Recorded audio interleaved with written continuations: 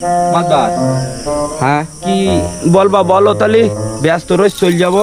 আয় এখন তো আমরা সবাই নামাজ পড়ে আসলাম, বুঝতে তো পারছি তো কুরবানি করতে হবে। ঠিক ঠিক এখন কুরবানির হক সবাই আদায় করতে হবে, তাই তো নাকি? ঠিক ঠিক ঠিক তাইলে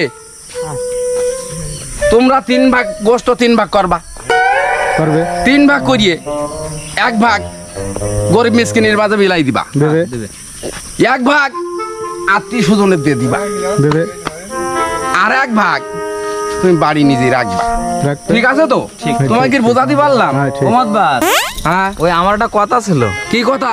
কথা হলো যে আগের বার যে গতবার যে কোরবানিটা করিলি, হ্যাঁ ওই সে গোস্ত সব ফ্রিজে রেখে গেলে, সেটা কি মানুষের দিলে?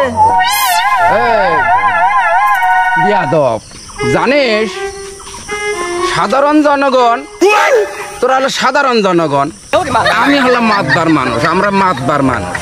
সাধারণ জনগণে পাপ করলে আল্লাহর তোকে বিজায় জানিস, আর আমরা পাপ করলে খাটও কাঁপে না।